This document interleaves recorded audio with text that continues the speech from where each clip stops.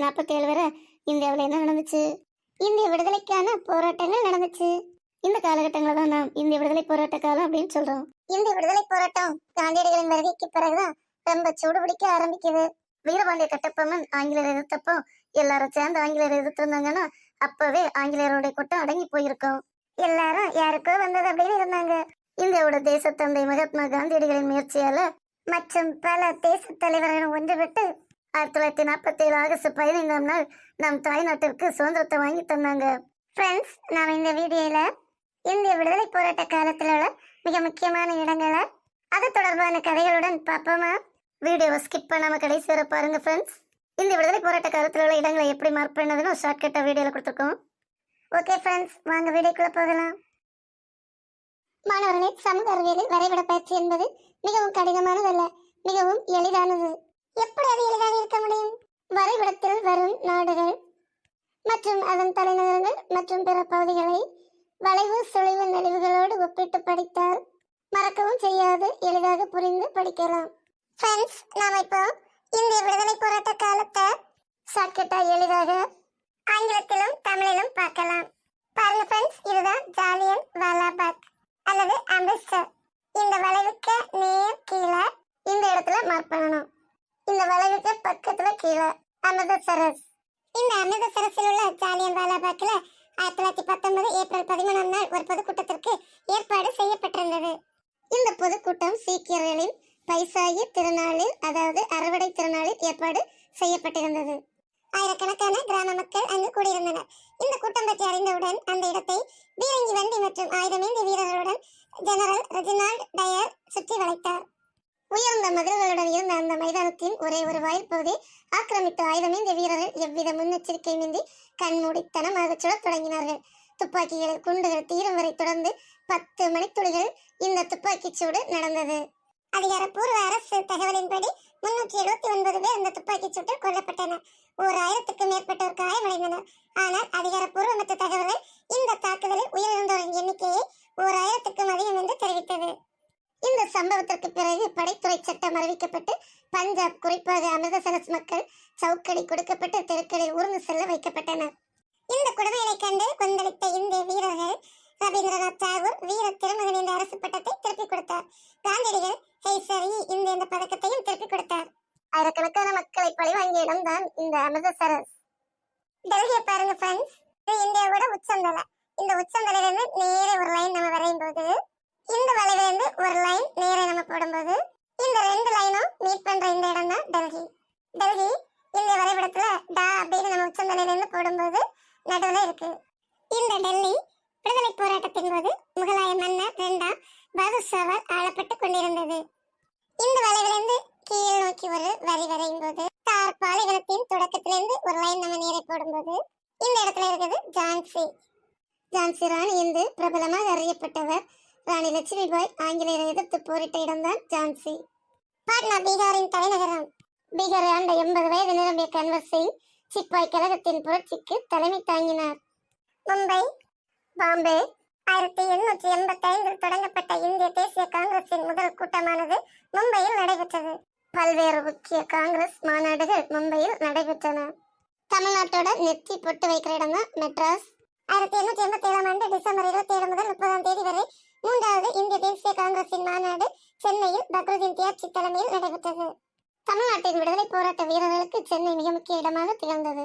மீரட் 1857ஆம் ஆண்டு மே மாதம் 15இல் மீரட்டில் இருந்து டெல்லி செங்கோட்டை நோக்கி ஒரு குழுவாக சிப்பாய்கள் அணிவகுத்து சென்றனர். சிப்பாய் கழகத்தின் போது இந்த மீரட் பகுதி மிக முக்கிய பங்கு வகித்தது. பாருங்க ஃப்ரெண்ட்ஸ், நம்ம டாஸ் ஷேப்ல டெல்லி வரையில அதே மாதிரி வரைஞ்சுக்கிட்டு இந்த வளைவிலிருந்து ஒரு லைனை சாய்வா டெல்லி பக்கத்துல கொண்டு வரும்போது டெல்லிக்கு 1 இன்ச்சு மேல மீரட். சௌரி சௌரா 1922ஆம் ஆண்டு பிப்ரவரி மாதம் 5ஆம் நாள் தற்போதைய உத்தரப்பிரதேசத்தில் உள்ள குராக்பூர் அருகே சௌரி சௌரா என்ற கிராமத்தில் தேசியவாதிகள் நடத்திய பேரணி மீது காவல்துறையினர் கோபமூட்டும் நடவடிக்கைகளை மேற்கொண்டனர். இது வன்முறையாக மாறியது. தாம் குறைந்த எண்ணிக்கையில் இருப்பதை உணர்ந்த காவல்துறையினர் பாதுகாப்புக்காக தங்களை காவல் நிலையத்துக்குள் அடைத்துக் கொண்டனர். ஆனால் ஆத்திரமடைந்த பொதுமக்களோ 22 காவலருடன் காவல் நிலையத்தை தீயிட்டு கொளுத்தினர். இதில் 22 காவலர்களும் உயிரிழந்தனர். காந்தியடிகள் உடனடியாக இயக்கத்தை திரும்ப பெற்றார். பாரக்பூர் 1857 ஆண்டு புரட்சியில் மார்ச் மாதத்தில் பாரக்பூரில் 9வது நேடு இன்ஃபேண்ட்ரியை சார்ந்த மங்கள் பாண்டே என்ற வீரர் புரட்சியை தொடங்கினார். உப்பு மீதான வரிக்கு எதிராக காந்தியடிகள் உப்பு சத்தியாகிரகத்தை 1930 மார்ச் மாதம் 12ஆம் நாள் தொடங்கினார். காந்தியடிகள் 78 பேர்களுடன் சபர்மதி ஆசிரமத்திலிருந்து தனது புகழ்பெற்ற தண்டி யாத்திரையை தொடங்கினார். இந்த யாத்திரையில் நூற்றுக்கணக்கானோர் சேர அணி நீண்டு கொண்டே போனது. காந்தியடிகள் தனது 61வது வயதில் 24 நாட்களில் 241 மைல் தொலைவு யாத்திரையாக நடந்து சென்று 1930 ஏப்ரல் 5ஆம் நாள் மாலை தண்டி கடற்கரையை அடைந்தார். அடுத்த நாள் காலை ஒரு கைப்பிடி அளவு உப்பை கையில் எடுத்து உப்பு சட்டத்தை மீறினார். குஜராத்ல இருந்து நம்ம ஒரு லைன் வரையும் போது குஜராத்ல இந்த பக்கத்தை தொடும்போது இருக்கிற இடம் தான் தண்டி. தமிழ்நாட்டோட மூக்குல மூக்குத்தி போடுற இடம் தான் வேதாரண்யம். தமிழ்நாட்டில் திருச்சிராப்பள்ளியிலிருந்து வேதாரண்யம் வரை இதே போன்ற யாத்திரையை ராஜாஜி மேற்கொண்டார். ராஜாஜி தமிழ்நாட்டில் உப்பு சட்டத்தை மீறிய இடம் தான் வேதாரண்யம்.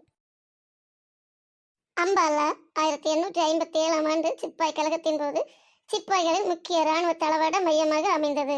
நம்ம டெல்லிக்கு உச்சந்தலையிலிருந்து ஒரு நேர்கோடு வரையும் அதே நேர்கோட்டில் இந்த வளைவிலிருந்து ஒரு லைன் நேரை வரையும் போது இந்த 2 வரிகளும் சந்திக்கும் இடம் அம்பாலா. அம்பாலாவும் டாஸ் ஷேப்ல தான் வரும். பிரெய்லி ரோஹில்கண்டின் தலைநகர். 1858 புரட்சியாளர்கள் ரோஹிலாக்களின் தலைவரை அப்பகுதியின் ஆளுநராக நியமித்தனர். பிரெய்லி எழுதும்போது இந்த வளைவிலிருந்து 1 இன்ச்சு உள்ள பாயிண்ட் வைக்கணும். ரோஹில்கண்டின் தலைநகரம் பிரெய்லி. லக்னோ தற்போதைய உத்தரப்பிரதேசத்தின் தலைநகரம். உத்தரப்பிரதேசம்னா உத்தரராசி. உத்தரராசிக்காரனுக்கு லக்னோனா லக்கடிச்சிச்சு. அயோத்தி நவாப்பின் மனைவியான பேகம் ஹர்சத் மகால் ஆங்கிலேயரை எதிர்த்து போரிட்ட இடம். சிப்பாய் கழகத்தில் லக்னோவும் மிக முக்கிய பங்கு வகிக்கிறது. குவாலியர் 1858 ஜூலை 20ஆம் நாள் குவாலியரில் நடந்த போரில் ராணி லட்சுமிபாய் கொல்லப்பட்டார். குவாலியர் மார்க் பண்ணும்போது பிரெய்லிலிருந்து சாய்வா ஒரு கோடு வரையும் போது தார் பாலைவனத்தோட 2வது வளைவு. இந்த வளைவிலிருந்து ஒரு வரி நம்ம நேரை போடும்போது பிரெய்லிலிருந்து சாய்வா போடுற லைனும் மீட் பண்ற இடம் தான் குவாலியர். பனாரஸ் வாரணாசி காசி என பல்வேறு பெயர்களால் அழைக்கப்படும் நகரம். இந்த நகரம் உத்தரப்பிரதேச மாநிலத்தில் அமைந்துள்ளது. கங்கை நதிக்கரையில் அமைந்துள்ள மிக முக்கியமான இந்துக்களின் புனித ஸ்தலம் காசி இங்கதான் அமைஞ்சிருக்குங்க. இந்திய விடுதலை போராட்ட காலத்துல இதுவும் ஒரு முக்கியமான இடமாக அமைந்தது. மேற்கு வங்காளத்துல வர இந்த வளைவுக்கு நேர் மேல நம்ம சௌரி சௌரா எல்லாம் எழுதுவோம்ல, அந்த வளைவுல இருந்து நேர் கீழே பனாரஸை மார்க் பண்ணணும். கல்கத்தா மேற்கு வங்காள மாநிலத்தின் தலைநகரம். இந்திய தேசிய காங்கிரசின் 2வது கூட்டமானது தாதாபாய் நவ்ரோஜி தலைமையில் கல்கத்தாவில் நடைபெற்றது. இதில் 434 உறுப்பினர்கள் கலந்து கொண்டனர். இதை தவிர பிற காங்கிரஸ் கட்சி மாநாடுகளும் இங்கு நடைபெற்றன. இந்திய சுதந்திர போராட்ட வரலாற்றில் கல்கத்தா மிக முக்கியமான இடமாக காங்கிரஸ் கட்சிக்கு விளங்கியது. ஆக்ரா இது யமுனை நதிக்கரையில் அமைந்துள்ளது. உலக அதிசயங்களில் ஒன்றான தாஜ்மஹால் இந்த ஆக்ராவில் அமைந்துள்ளது. இந்திய விடுதலை போராட்டத்தின் போது ஆக்ராவும் மிக முக்கியமான இடமாக விளங்கியது. இந்த வளைவிலிருந்து சாய்வாக ஒரு வரி வரையும் போது டெல்லியிலிருந்து சாய்வா ஒரு வரி வரையும் போது இந்த 2 வரிகளும் சந்திக்கும் இடம் ஆக்ரா. கான்பூர் மராத்திய பேசுவா 2ஆம் பாஜ்ராகுவால் மீட்கப்பட்ட பகுதி. நானா சாஹிப் விவசாய வீரம் பொருந்திய வீர தளபதி தாந்தியா தோபே ஆகியோரால் ஆங்கிலேயரை எதிர்த்து புரட்சி செய்த இடம்தான் கான்பூர். இந்த சைட்லேருந்து ஒரு லைன் வரையும் போது ஆக்ராவிலிருந்து செங்குத்தா வரையும் சந்திக்கிற இடம் தான் கான்பூர். சம்ரான் பீகாரில் உள்ள சம்ரானில் தீண்டாடிய முறை பின்பற்றப்பட்டது. இந்த சுரண்டல் முறையில் இந்திய விவசாயிகள் தங்கள் நிலத்தில் 20 பங்கு பகுதியில் அவுரி பயிரிட வேண்டும். அவுரினா இண்டிகோ, அதாவது டை சாயம் என்று ஐரோப்பிய பண்ணையாளர்கள் அவர்களை கட்டாயப்படுத்தினர். 19ஆம் நூற்றாண்டின் கடைசியில் ஜெர்மனிய செயற்கை சாயங்களால் இண்டிகோ எனப்படும் நீலச்சாயம் சந்தையில் விற்கப்படுவது குறைந்தது. எப்பவுமே ஆர்டிபிஷியலுக்கு தான் மதிப்பு அதிகம், ஒரிஜினலுக்கு மதிப்பு குறைவுதானே. அதே மாதிரி ஒரிஜினல் இண்டிகோ சாயத்தின் மதிப்பு குறைந்தது. சம்ரானில் இண்டிகோ பயிரிட்ட ஐரோப்பிய பண்ணையாளர்கள் நீலச்சாயம் பயிரிடும் கடமையிலிருந்து விவசாயிகளை விடுவிக்கும் தேவையை உணர்ந்து அந்த நிலைமையை தங்களுக்கு சாதகமாக பயன்படுத்திக் கொள்ள விரும்பினார்கள். இந்த கடமையிலிருந்து விவசாயிகளை விடுவிக்கும் பொருட்டு சட்டத்துக்கு புறம்பான நிலுவைத் தொகைகளை வசூலித்ததோடு வாடகையையும் அதிகரித்தார்கள். எனவே இதற்கு எதிர்ப்பு வலுத்தது.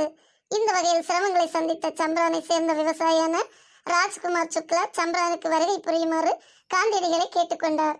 சம்ரானை காந்தியடிகள் சென்று சேர்ந்தவுடன் அங்கிருந்து உடனடியாக வெளியேறுமாறு காவல்துறையினர் அவரை கேட்டுக்கொண்டனர். அதற்கு அவர் மறுத்ததை அடுத்து வழக்கை சந்திக்குமாறு பணிக்கப்பட்டார். இந்த செய்தி காட்டு தீ போன்று பரவியதை அடுத்து ஆயிரக்கணக்கானோர் அந்த இடத்தில் காந்தியடிகளுக்கு ஆதரவாக கூடினார். நாடு முழுவதும் ஒத்துழையாமை இயக்கம் முதலாக செயல்பட தொடங்கியது. காந்தியடிகள் முதலாக ஒத்துழையாமை இயக்க செயல்முறை பாடத்தை கற்றுக்கொண்டதாக தெரிவித்தார். இந்தியாவின் முதலாவது குடியரசுத் தலைவராக பின்னாளில் பொறுப்பேற்ற ராஜேந்திர பிரசாத்தும் வழக்குரைஞராக தொழில் செய்த பிரஜிஸ் கிஷோர் பிரசாந்தும் காந்தியடிகளுக்கு துணையாக செயல்பட்டனர். அதன் பிறகு துணை ஆளுநர் ஒரு குழுவை உருவாக்கினார். காந்தியடிகள் அக்குழுவில் ஒரு உறுப்பினர் ஆனார். இந்திய பண்ணையாளர்கள் விவசாயிகள் மீது நடத்திய அடக்குமுறையை முடிவுக்கு கொண்டு வரும் வகையில் தீண்டாதிய முறை ரத்து செய்ய வேண்டும் என்று அந்த குழு பரிந்துரைத்தது. இந்த முறையில் இந்திய பயிரிடும் தொழிலாளர்கள் விடுதலை பெற்றனர். அலகாபாத் இன்றைய பிரயாக்ராஜ் என அழைக்கப்படும் இடம். இது உத்தரப்பிரதேச மாநிலத்தில் அமைந்துள்ளது. 3 நதிகள் சங்கமிக்கும் இடமாகவும் உள்ளது. கங்கா, யமுனா, சரஸ்வதி. கான்பூர்ல இருந்து ஸ்ட்ரைட் ஒரு லைன் வரைகிறது. இந்த வளைவுக்கு நேர் கீழே வர இடம் தான் அலகாபாத். சபர்மதி குஜராத் மாநிலத்தில் அமைந்துள்ளது. காந்தியடிகள் தன் வாழ்நாளின் பெரும்பகுதி செலவிட்ட இடம் சபர்மதி ஆசிரமம். 1930 இந்தியர்கள் மீது விதிக்கப்பட்ட உப்பு வரிக்காக காந்தியடிகள் உப்பு சத்தியாகிரகத்தை இந்த சபர்மதி ஆசிரமத்தில் இருந்து தாங்க தொடங்கினாரு. காந்தியடிகளின் வாழ்வில் வரலாற்று முக்கியத்துவம் வாய்ந்த ஆசிரமமாக இந்த சபர்மதி ஆசிரமம் விளங்குகிறது. குஜராத்ல இந்த வளைவிலிருந்து 1 இன்ச்சு மேல சபர்மதிக்கு பாயிண்ட் வைக்கணும். ஃப்ரெண்ட்ஸ், உங்களுக்கு இந்த வீடியோ பிடிச்சிருந்ததுன்னா லைக் பண்ணுங்க, ஷேர் பண்ணுங்க, சப்ஸ்கிரைப் பண்ணுங்க. மறக்காம உங்க கமெண்டையும் கமெண்ட் பாக்ஸ்ல போடுங்க. Thank you friends.